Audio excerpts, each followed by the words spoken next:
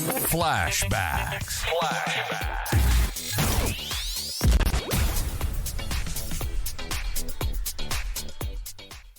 Tonight, absolute privilege to have on the line Greg Quinn. We're going to talk about, obviously, his father with Bob Quinn, his incredible career. Obviously, with that appropriately, the ANZAC Day medal is named after Bob. Also, Greg's a South Australian cricket, a huge figure in South Australian cricket, winner of 7 Charlie Walkers. We'll cover that, all that as well. Quinny, welcome aboard, mate. Thank you, Malcolm, and Pete also. Thanks for having me tonight, boys. Not a problem. We like to start with all of our guests about how their career started. Yeah, no, let's go this way. Let's go with your father's. Yeah, we're going to go with Bob first. Now let's go through this. So you're talking 39-40 at Port, then 45-47 with the war, and back with South Australia. 239 games, 386 goals, 12 games for Port West Torrens, so 251 games, 414 goals. 2-time Magarey medalist. We will cover that because in reality it should be 3.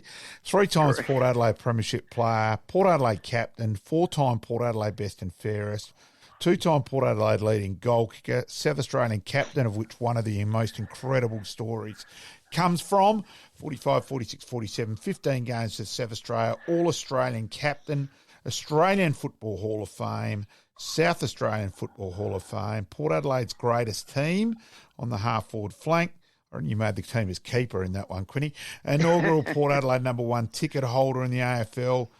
As we said, the medal named on ANZAC Day. Look, Quinny, and in the Quinn family, not just Bob, is synonymous with Port Adelaide. So go on that angle to start with, Greg. Okay, so, my father comes from a family of 10, 5 girls, 5 boys, and my father's father, Pop Quinn, Jack.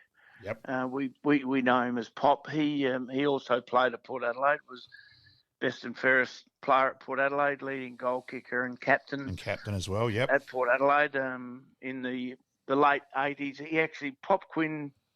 Pop actually played in the Magenta. So he played in the Magenta Guernsey, and then later on, towards the turn of the century, they changed to black and white.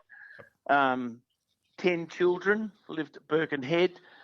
Their family home was in Birkenhead, and it only had 3 fences, so 2 down the side, 1 out the front, and their back fence was the Port River. So you can imagine these days with outside pool security. imagine having 10 children and no back fence and the Port River at the back. So I reckon Grandma Mary and Grandpa Jack would have been on their toes a little bit. And the 5 boys, except one was he fell out of a tree at the age of 13 and broke his arm and got gangrene and passed away in those days. So that left 4 boys and 5 girls, and the 4 boys all played at Exeter. Yep. And they all played, 4 of them all represented Port Adelaide. Jack, George, Tom, and my dad Robert, or Bob. So they all played for Exeter, which was their home team on the peninsula, and they all made their way to Alberton and all played league football for Port Adelaide. Now, a fairly comprehensive group there. Yeah, incredible. Now you mentioned there that the family home was on the Port River bed there. Did I read somewhere in my notes here that they used to row across Port River to get to Alberton twice a week? Correct. So Dad would often, Pop would, because at this stage when the boys were playing football, Pop had obviously finished playing for Port. So sometimes there'd be 2 in the dinghy. Sometimes, the 4 of them, 3 boys and Pop. Mainly when Dad was going, him and his father would row across the river. So they'd Pop would build these rowboats, like these, not canoes, but dinghies, and Pop and Dad would row across the river, pull up on the ladder across the road at the wharf, climb the ladder, tie the dinghy off, climb the ladder, walk down to Alberton. It's hard to believe, isn't it? It's hard to believe. Yeah, you're talking of quite a prominent footballer here in his heyday. And Dad would drop Pop off at the Alberton Hotel, and Dad would continue on to football training and train. And then on the way back, 6 o'clock closing in those days, as we know. Will. Yep. And there's Pop out the front of the Alberton Hotel waiting for his son, and they'd walk back down to the wharf, climb down the ladder, and there's the dinghy tied up to the ladder, and then they'd row across the family home again at Birkenhead. The street at Birkenhead was actually called Rand Street. Wow. So if you look out of the Birkenhead Tavern and you look out onto the river, there's still some pine trees there, Norfolk pines. And those pines are still standing today, and they were in Rand Street, and that was our family home. There's one way to get to footy training, but then there's a totally different way, and I think we've beaten it by a long way right here, right now. Yeah. Puts another dimension with getting out of Port Adelaide safely. Yeah. Exactly right. These days, it's it was and the thing that the family knows is that Pop used to make all these stuff. He used to make sailing ships, sailing boats. Like he went from the rowing canoe sort of a dinghy to he built sailing dinghies for the boys, and he'd take them out, 2 or 3 of them at a time, and they'd go out and fish on the Port River and sleep in these things overnight. Incredible. Simply because he had to get food for his family, his big family. Yep. So he'd sleep with his boys on this dinghy, with the sail up, and it would only take a boat, a larger vessel, to come up the Port River and hit this thing and wipe out, virtually all of the Quinn boys. Yeah. But they used to sleep out overnight and go fishing. Incredible times. Okay, so 34-35, Port actually lost a grand final, and Bob would play. Then 36, so stateside, Port won the flag, and they came from 5 goals down at half-time to defeat Sturt. So, and then the incredible one the next year. So the McGarry medal, he loses to Harold Dribblerhawk, 37 votes to 36, and they bought in that year a voting system of 5, 3, and 1 instead of the normal 3, 2, and 1. Now, if it had been 3, 2, and 1, Bob actually would have won the medal, 23 votes to 22. So it's quite incredible, that bizarre system where they just bought it in for 1 year cost him a McGarry medal. Yeah, well, that was one of his talking points, and one of his. He had a really good year that year, and he also won the goal kicking in 37, and so he had a reasonable year, and it was just one of those things. I don't know who knows what administration was like in those days, but I suppose they thought, it's what happens, and he didn't talk about it much, but he didn't worry him too much, but he seemed to get on pretty well with most of the blokes he played footy against, and he never sort of worried about it too much, but he had a good year that year. That was his, a premiership year, and Port Adelaide. I think he won the best and fairest that year as well in 37. So leading goal kicker, best and fairest, and the premiership that year. I think he had a few things to celebrate anyway, and that's the way he was. He would have celebrated that with his teammates rather than the individual award. And he got on with it, won the McGarry the next year anyway. He didn't wait too long to get his first. No, he didn't have to wait very long. The next year he was, in those days, he was fairly prominent in those days, and he was, I don't know if you've seen pictures before the war and pictures after the war, but in 37, 38, when he first started, 36 or whatever it was, halfway through 35 or something, I've got a picture home here of him in his well, they're called prison bars, but they're actually they're named after the wharf pylons. But that's another controversial thing that we won't. I don't think we can cover. We won't touch that one. No. But he was huge. He was a big boy, and no weights or anything in those days. And all the boys were like that. All the boys were big and strong because they all worked on the wharf. They're all like their father. Yeah.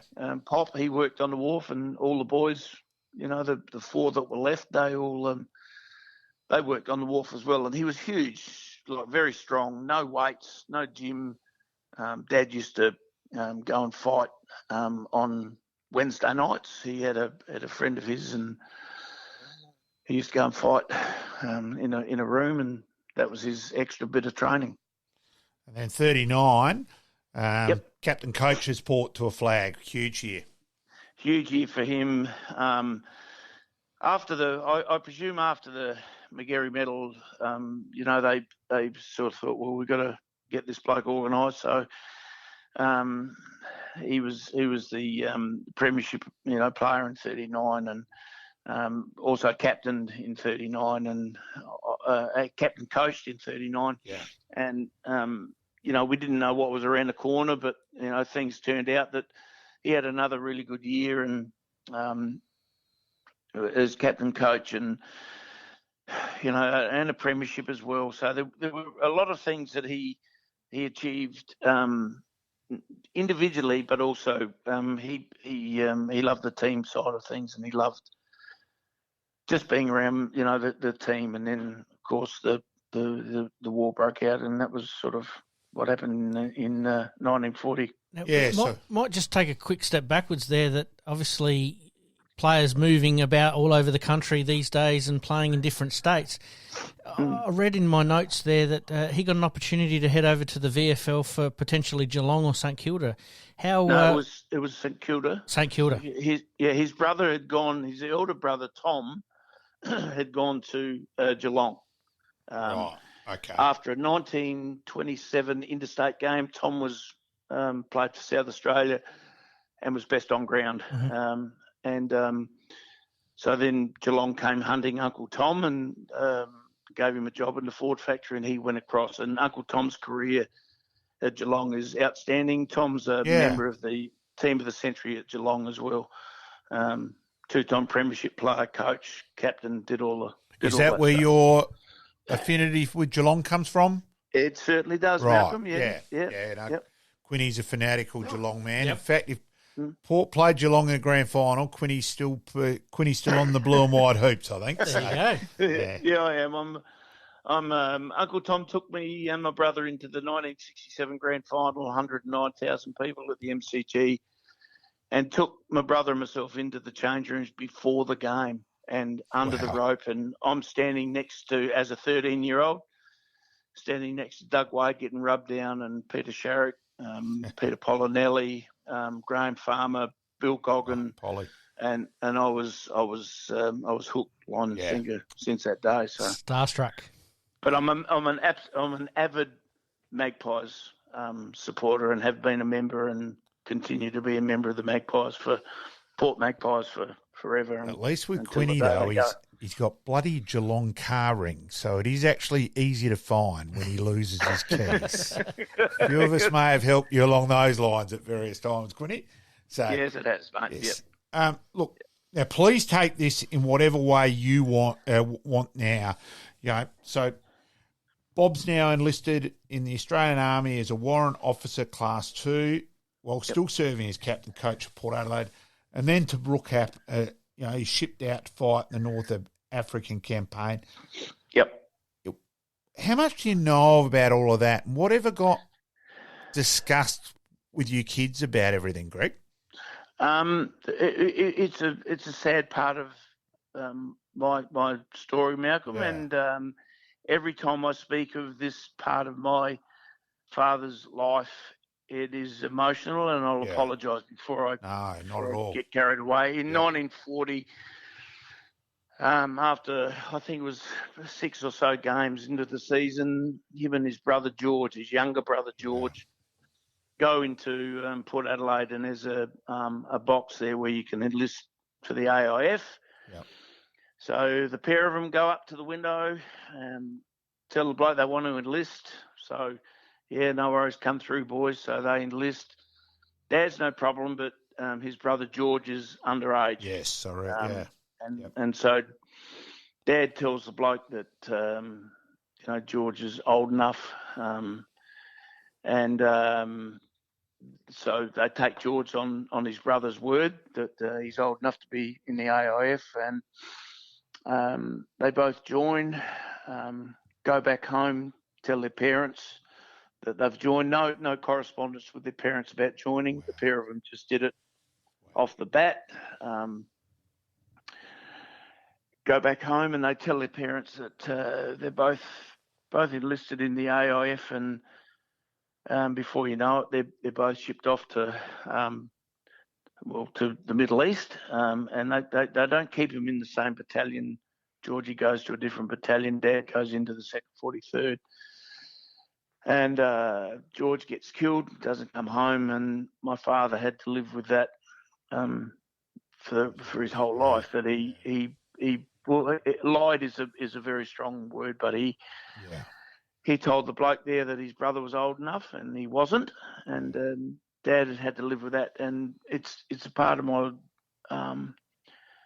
I get asked a lot about this, and I lose it every time, and I'm on the verge of losing it now. But it's a part of my dad had to live with that all his life, and I'm positive, boys, that it was part of his motivation, and just to lose his brother. And they said that, like, out of the young one fell out of the tree and was killed with his gangrene, but there were 4 boys left. And the story that goes back is that George, the one that enlisted with Dad, was the better out of all of them on the football field. That's just the story that we get from people around Exeter, and we've done a little bit of homework. They said he was a brilliant footballer, and he must have been good to be better than Tom and my dad. Yeah, so they reckon that he only played 9 games for the Magpies, but they said that he was a terrific footballer. And Dad, quietly and methodically as he was, very quiet person, my father, had to live with that unfortunate thing, and so he gets shipped off, and away they go, and Georgie gets nailed, and Dad continues on with his career in the armed forces in the Middle East. Just incredible. Now, mate, no secret here. I want to read this out, Greg. Yep. Warrant Officer Quinn was ordered to take command of the 10th Platoon and blow up a barbed wire barrier and attack an enemy post from which a machine gun was inflicting heavy casualties. To blow up the barbed wire, they had to jump out of a trench and lay a Bangalore torpedo, an explosive charge placed on the end of a long extendable tube. And an unrelenting haul of fire, Quinn looked at his men in the trench and told them they were probably facing death, and he would lay the last pipe, the most difficult of all because it was the closest to the machine gun. One by one, Quinn ordered his men to jump from the trench and place a pipe under the wire. Only 3 of the 7 came back. It was then Quinn's turn. He was hit by shrapnel, which put a hole in the top of his right thigh, but he still put the last pipe down, which ultimately made this crucial mission successful. On his way back to the trench, Quinn picked up a wounded mate, was hit again, this time in the face, prompting another to say, "Hell, Bob, half your face is blown away." Quinn responded, "Any change would be an improvement." Now that's... Jesus, Quinny, that's explosive. That's hitting. Yeah, and that's the Aussie larrikin that we love, and Ashley Porter actually interviewed my dad at his home in Banksy Park many years ago, and of course after the war, and my father, that particular effort that they had to lay the Bangalore bombs, what the Germans did was they laid barbed wire, and they virtually made the Australians come into what was known as the killing field. So they left alleyways for them to walk through or wanted to try and get through, and then the machine guns would cut them down. So it was actually a bit of a killing field. And this particular mission that Dad and his boys took on, they had to blow this barbed wire apart, but they're still in full frontal of these machine guns. And Dad was very protective of his group. He told Ashley Porter the story, and actually said to Ashley Porter, "You're not to print this story until all of those boys have passed away, and I might be one of them." And he made Ashley, and Ashley won't mind me speaking about this, not to print that story until they'd all passed away, because in Dad's words, some of the boys didn't want to go because they'd been seasoned people in Tobruk and they'd seen a lot of things, and they'd been, hammered for a long time in Tobruk, months and months and weeks and weeks.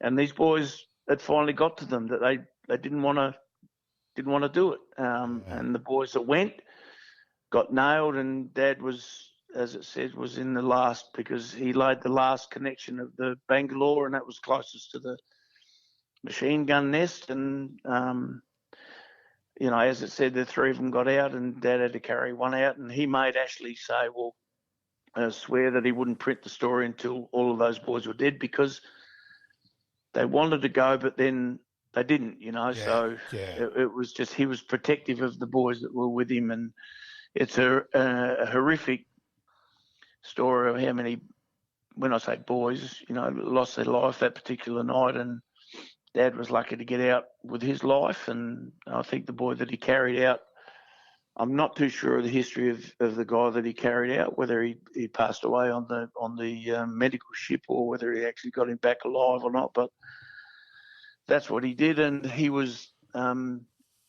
It doesn't happen very often, but he got commissioned, which meant that he got upgraded to a lieutenant, to an officer in the field. So when they say in the field, it's in the battlefield. Yeah. So he was commissioned as an officer in the field of war, which doesn't happen very, very often. You might know someone that's in the army and just ask how many times that's happened. It hasn't happened very often. No. And it's also difficult for me, boys, to I find it difficult to speak about my own, but it's just the fact that it's my father and what he did. That's what happens. I have to speak about it, and I'm sorry if this brings back any bad memories for anyone that's listening, but it was something that we're proud of him, that he was commissioned in the field to be an officer. So because of that night, unfortunately, with war, no one's the winner, really, are they? Correct, and he was a living example of that, where he was a hard man. Both my brother, we played sport, and my sisters did as well, but he was hard but fair, honest, and fantastic. If only I realised now just how important he was to me with my sport, I might have been better at it. But he asked a lot of us simply because he gave a lot. So that's part of it. And so come after the war. So of course we've got the war sides, combined sides, and it's Port and West Torrens together to start with. He comes back, and his first game is Port West Torrens playing Nord North. Yep. And he gets a standing ovation. It's pretty significant too, mate. Yeah. Apparently the crowd, there was paper write-ups about it because he was a McGarry medalist before the war, and a prominent footballer. There were articles about him, and they sort of followed him a little bit when he was at war, and then for him to get heavily injured in Tobruk, and then the 2nd 43rd got repatriated back, and then the Japanese were invading New Guinea. So, of course, the old boys' luck, the 2nd 43rd get redeployed to New Guinea. So he goes up there and he fights in New Guinea and gets wounded a couple of more times, once in the arm, and then he had a shoulder or facial, another thing that happened to him in the war, and up there in New Guinea. And so, in all, I think I'm fairly lucky to be on this earth. There's a couple of occasions where he probably should have been killed in battle, but